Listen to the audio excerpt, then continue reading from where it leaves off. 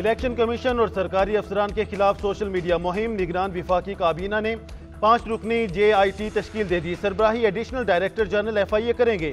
GIT में IB, ISI, PTA और नादरा के नुमाइंदे भी शामिल। GIT आम इंतखाबात से मुतालिक सोशल मीडिया मुहिम की तहकीकात करेगी। सोशल मीडिया मुहिम में शरीक अनासर का तयन किया जाएगा। कमेटी मुस्तकबिल में ऐसी मुहिम से बचने के लिए तजावीज़ देगी।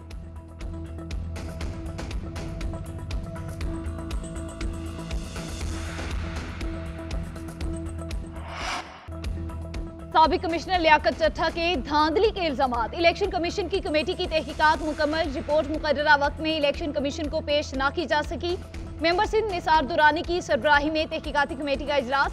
साबिक कमिश्नर के इल्जामात की तहकीकात पर अब तक की पेशरफ्त का जायजा। कौमी असम्बली की नशिस्तों पर 13 और सूबाई नशिस्तों पर 26 रिटर्निंग अफसरान के बयानात कलमबंद किए गए। DROs और रिटर्निंग अफसरान के तहरीरी बयानात को तहकीकाती रिपोर्ट का हिस्सा बनाया गया।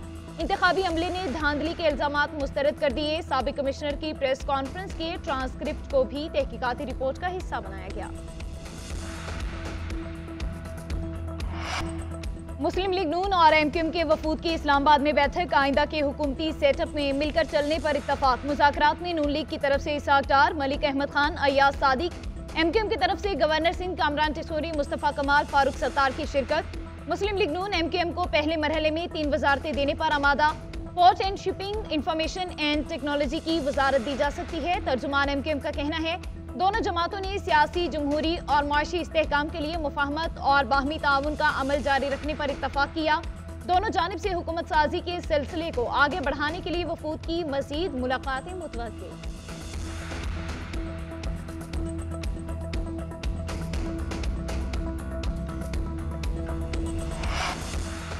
बलूचिस्तान हुकूमत की तश्कील के लिए सियासी राब्ते तेज। मौलाना अब्दुल गफूर हैदरी की साबिक वजीर खजाना इसहाक डार से मुलाकात। सियासी सूरत हाल और बलूचिस्तान की सूरत हाल पर गौर।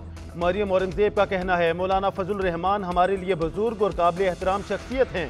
दोनों जमातों में सियासी ताउन और बाहमी एहतराम का ताल्लुक इस्तवार है। दोनों जमातों ने बलूचिस्तान में मजबूत हुकूमत को वक्त की जरूरत करार दिया। मौलाना अब्दुल गफूर हैदरी की क़यादत में JUI वफ़द की चेयरमैन सेनेट सादिक संजरानी से भी मुलाकात। सियासी अमूर वज़ीर आला के हवाले से मुशावरत।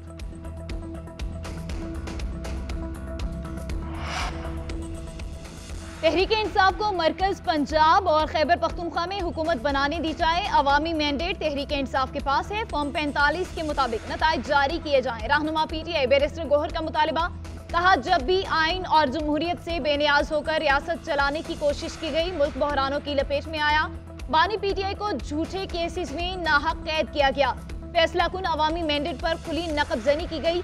असद कैसर ने कहा ओहदों की बंदरबांट की गई। नून लीग की 23 सीटें भी नहीं, मैंडेट उनके पास नहीं। लोगों में कुछ शर्म हया होनी चाहिए। जाली वजीर आजम और जाली काबीना होगी, कोई कबूल नहीं करेगा। तहरीक इंसाफ को जाली तरीके से बाहर रखा गया। इलेक्शन कमीशन ने तारीख के बदतरीन इंतखाबात कराए। कराची और पंजाब में हमारा मैंडेट चोरी हुआ। पंजाब में 220 और वफाक में 180 सीटें हमारी हैं।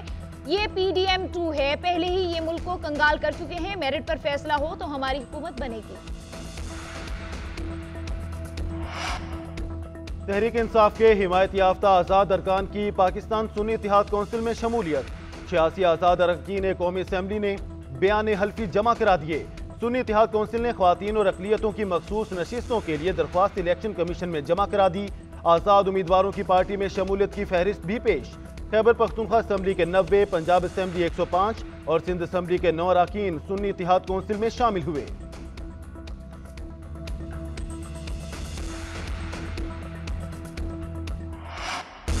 इंतखाबी उज़रदारियों पर समाअत के लिए इलेक्शन कमीशन ने पंजाब में ट्रिब्यूनल कायम कर दिए। नोटिफिकेशन के मुताबिक लाहौर हाईकोर्ट के 2 जजेस इंतखाबी उज़रदारियों पर समाअतें करेंगे। जस्टिस सरफराज मोहम्मद डोगर और जस्टिस सुल्तान तनवीर अहमद ट्रिब्यूनल में शामिल। इलेक्शन ट्रिब्यूनल 180 रोज में इंतखाबी उज़रदारियों पर फैसला करेंगे।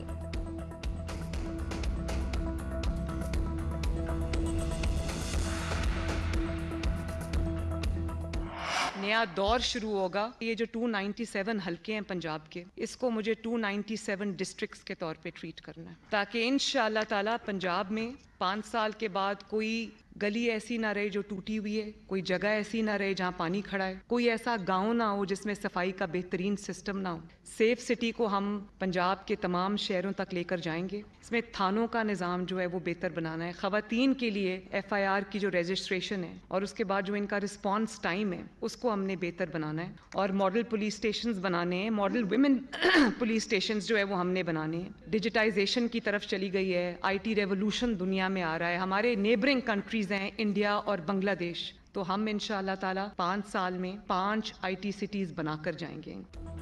पंजाब में आज से नया अहद, नया दौर शुरू होगा। नामजद वजीर आला पंजाब मरियम नवाज का अपनी तरजीहात का ऐलान। कहती हैं इंफॉर्मेशन टेक्नोलॉजी, प्रमोशन, तालीम, सेहत, ज़राअत, अमन व अमान, पॉपुलेशन और तरक्याती इक़दाम हमारी तरजीहात में शामिल होंगे। थानों का निज़ाम बेहतर बनाएंगे। सेफ सिटी प्रोजेक्ट को तमाम शहरों में ले जाएंगे। नौजवानों को बिला सूद कर्ज देंगे। पोस्टिंग में सिफारिश, करप्शन मेरी रेड लाइन है। साबिक दौर में हेल्थ कार्ड को कमाई का जरिया बनाया गया। मरियम नवाज का पंजाब में पहली बार एयर एम्बुलेंस सर्विस शुरू करने का ऐलान। न्यूज़ कॉन्फ्रेंस में कहा, मुस्लिम लीग नून को 2/3 अक्सरियत मिली। खिदमत के नए रिकॉर्ड कायम करेंगे। 5 साल कम है, काम बहुत ज्यादा है। MPS मेरे बाजू और ताकत होंगे। पार्लिमानी पार्टी इजलास से खिताब में कहा, नवाज शरीफ और शहबाज शरीफ की पंजाब को तरक्की देने की सोच पर अमल करेंगे। वोटर्स ने नवाज शरीफ को मैंडेट देकर सबसे बड़ी जमात बनाया।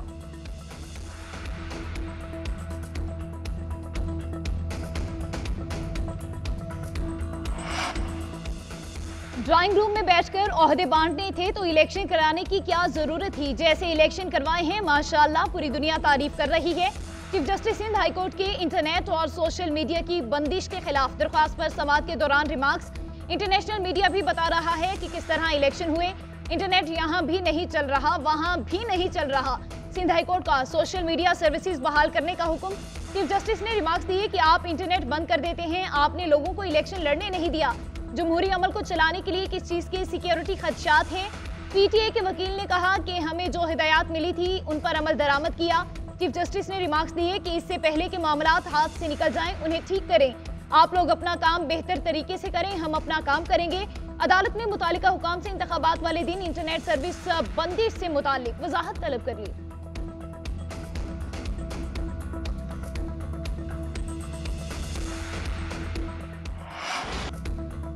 जज के इस्तीफा देने से सुप्रीम जुडिशल काउंसिल में कार्रवाई नहीं रुकेगी। सुप्रीम कोर्ट ने फैसला सुना दिया।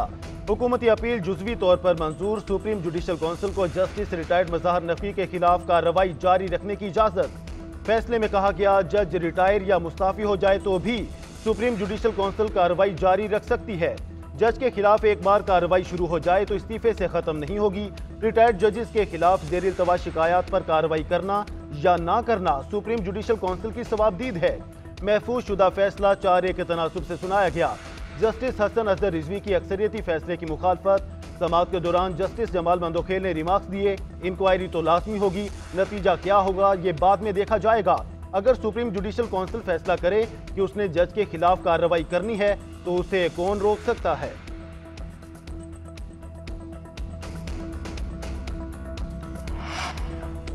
अदालती हुक्म अदूली पर DC इस्लामाबाद और SSP ऑपरेशंस के खिलाफ तौहीन अदालत केस। DC की गैर मशरूत माफी की इस्तदा मुस्तरद। दूसरे शोकास का जवाब पीर तक जमा कराने का हुक्म। इरफान मेमन को बैरून मुल्क जाने से रोक दिया गया। जस्टिस बाबर सत्तार ने DC से मुकालमा करते हुए कहा, 970 दिन में 69 MPU ऑर्डर आपने जारी किए। क्या उन लोगों के माँ बाप नहीं थे? क्या उन्होंने उम्रे पर नहीं जाना था? पहले बता चुके कि आप कहीं नहीं जा रहे, अपना जवाब जमा कराएं। डिप्टी कमिश्नर SSP ऑपरेशंस और दीगर के खिलाफ तौहीन अदालत केस का फैसला 1 मार्च को सुनाया जाएगा।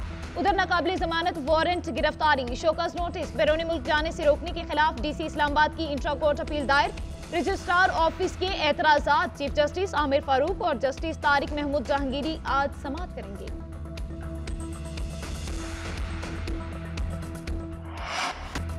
विफाकी काबीना ने 35 अफराद के नाम ECL में शामिल करने की मंजूरी दे दी। 30 अफराद के नाम एग्जिट कंट्रोल लिस्ट से निकालने की मंजूरी। 4 अफराद को एक बार इजाजत के तहत बैरून मुल्क जाने की भी मंजूरी दी गई। वजारत दाखिला की समरी पर विफाकी काबीना से सर्कुलेशन के जरिए मंजूरी ली गई।